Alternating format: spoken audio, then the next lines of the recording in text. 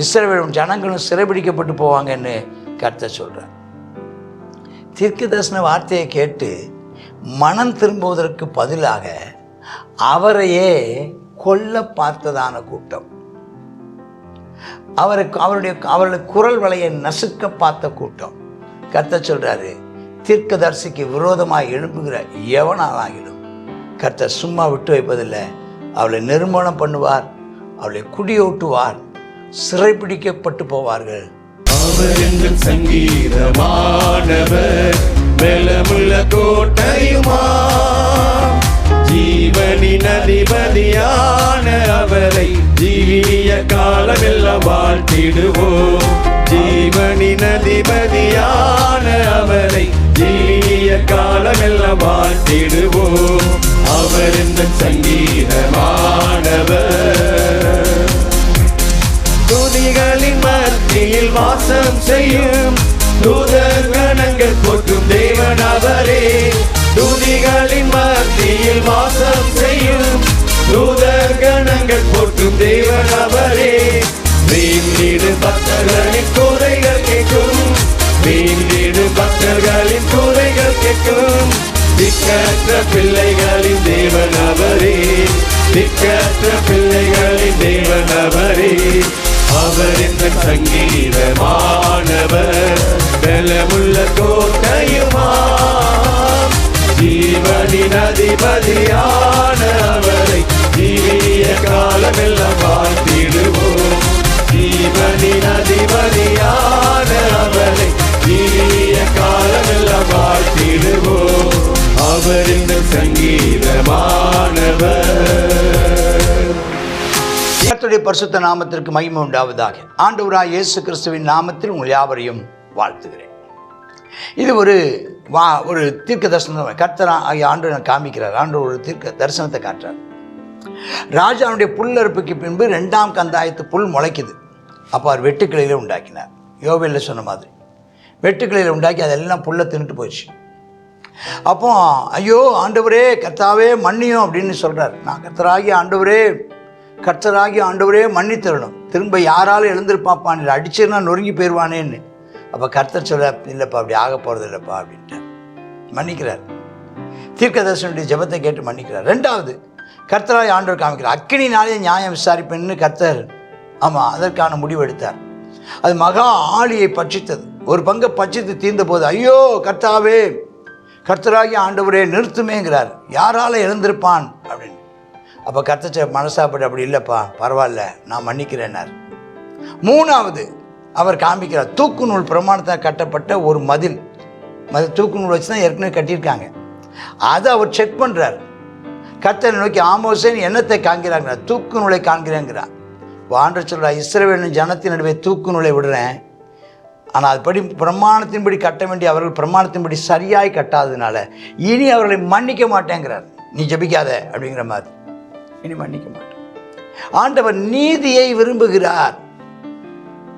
அது அவருடைய பிரமாணத்தின்படி.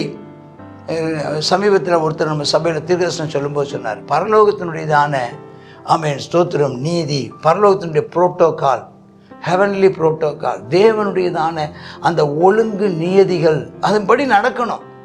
அதன்படி நடக்கலைன்னா கர்த்தர் மன்னிப்பார். அதுக்குன்னு ஒரு ஒழுங்கு நியதிகள் இருக்குது, நமக்கு ஒரு ஒழுங்கு முறைகள் இருக்குது. இதை இப்படித்தான் செய்யணும். ஈசாக்கின் மேடை பாழா போகுமா, இஸ்ரவேலின் பரிசுத்த ஸ்தலம் அவாந்தரமாகுமா, எரேபியா மீட்டு பட்டயத்தோடு வருவாராம். அப்போ இந்த டைமில் பெத்தேலில் ஆசாரியான அமத்சியா ஒருத்தர் அவன் என்ன சொல்கிறான், இஸ்ரவேலின் ராஜாவாக எரேபியாவுக்கு ஆள் அனுப்பி ஆமோஸ் இந்த வம்சத்தாரில் உமக்கு ரொம்ப கட்டுப்பாடு பண்ணுறான்.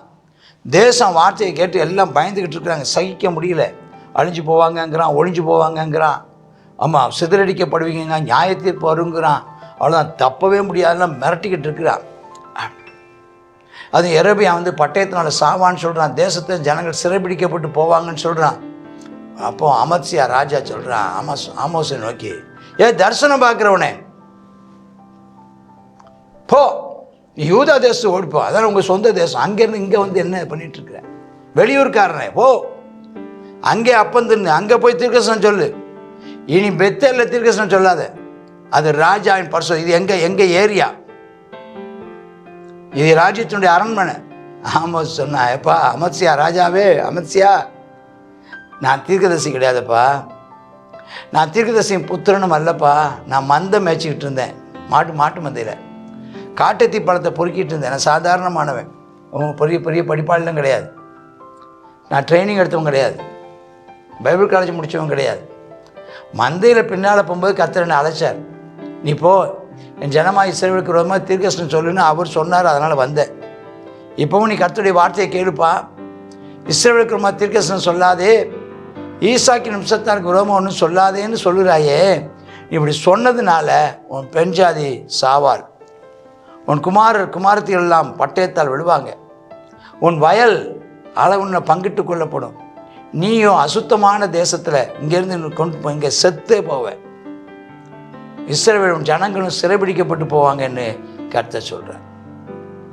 தீர்க்கதரிசன வார்த்தையை கேட்டு மனம் திரும்புவதற்கு பதிலாக அவரையே கொல்ல பார்த்ததான கூட்டம், அவருடைய குரல் வலையை நசுக்க பார்த்த கூட்டம்.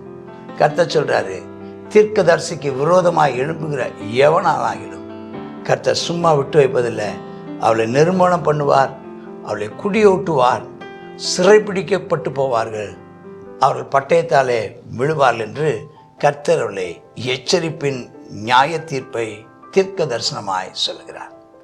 இன்றைக்கும் நமக்கு தீர்க்க தரிசனம் சொல்லுகிற, எச்சரிப்பை கூறுகிற, நம்மை கடிந்து கொள்கிறவர்களை வெறுக்காமல் கடிந்து கொள்ளுதலை ஏற்று மனம் திரும்புதலுக்கான கிரியை செய்வோமானால் நாம் பிழைத்திருப்போம்.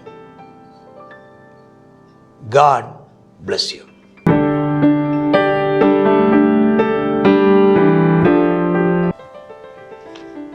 ஆமோஸ் 7வது அதிகாரம். 7வது அதிகாரத்தில் தேவன் என்ன செய்கிறார், வெட்டுக்கிளிகளை தேசத்தில் அனுப்புகிறார். அனுப்பி அந்த தானியம் முற்றிலும் என்ன செய்ச்சு, அது வெட்டுக்கிளிகள் அழித்து போட்டது. அழிந்து போன உடனே ஆமோஸ் ஆண்டவரோட சமூகத்தில் ஜெபிக்கிறார், மன்னியும் கர்த்தாவே, யாக்கோபு திரும்ப யாராலே அவன் எழுந்திருப்பான், அவன் சிரித்து போனானே என்று சொல்லி என்ன செய்கிறார் தேவனுடைய சமூகத்தில் ஆமென் ஜெபிக்கிறதான இந்த வார்த்தைகளை குறித்து நம்ம பார்க்குறோம். இந்த நாளில் தேவனுடைய சமூகத்தில் ஆமென் நம்ம ஜெபிப்போம். ஆமென் தேவனுடையதான கோபாக்கினை, தேவனுடைய ஜனங்களுடையதான பாவத்து நிமித்தமாய் தேவனுடைய கோபாக்கினை வருகிறது. அந்த கோபாக்கினைக்கு தப்புன்னு சொன்னால் நம்ம என்ன செய்யணுமா, குமாரன் கோபம் கொள்ளாமலும் வழியில் அழியாமலும் இருக்கும்படிக்கு அவரை முத்தம் செய்யுங்கள், கொஞ்ச காலத்தில் அவருடைய கோபம் பற்றி எறியும், அவரை அண்டிக் கொள்கிற யாவரும் பாக்கியவான்கள் என்று சொல்லப்பட்டிருக்கிறது. இந்த நாளில் தேவ சமூகத்தை தேடுவோம், அவரை நோக்கி பார்ப்போம். கர்த்தாவே ஸ்தோத்திர இயேசப்பா, ஆமென் ஆண்டவரே, உங்களுடைய பிள்ளைகள் கர்த்தாவே வர இருக்கிறதான ஆபத்தை குறித்து அப்பா எச்சரிக்கை இல்லாமல் இருக்கிறாங்கப்பா. ஆவியானவரே ஸ்தோத்திர இயேசப்பா, ஆகையினால நீர் இந்த தேசத்துக்கு கோபாக்கனே நீர் வருவிக்கிறீரே அப்பா. அப்பா அதை கொடுத்து கர்த்தாவே இந்த நாளில் உங்களுடைய பிள்ளைகளை கர்த்தாவே ஆமென் ஆண்டவரே அப்பா நீர் தண்டித்தீரானால் அப்பா அவர் சிரித்து போவார்களே ஆண்டவரே. ஆமென் ஆண்டவரே அப்பா ஸ்தோத்திரம், பலனற்று போவார்களே அப்பா. தேவனே இறங்குவீராக. இந்த நாள் நம்முடைய திருச்சமூகத்தில் நாங்கள் வருகிறோம் அப்பா.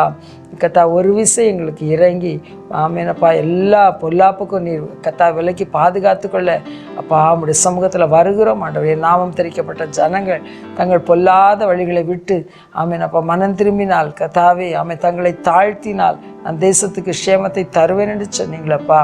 இந்த நாள் எங்களை தாழ்த்துக்கிறோம், வெறுமையாக்குகிறோம், ஒப்பு கொடுக்கிறோம். எங்களுடைய குறைகள் குற்றங்கள் எங்களுடைய அப்பா மீறுதல்கள் எங்களுடைய பாவங்கள் எல்லாவற்றையும் மன்னித்து தேவனே ஸ்தோத்திரம், இந்த ஆபத்துக்கு எங்களை நீங்களாக்கி காத்துக்கொள்ள வேண்டும் என்று உடைய சமூகத்தில் கெஞ்சுகிறோம்.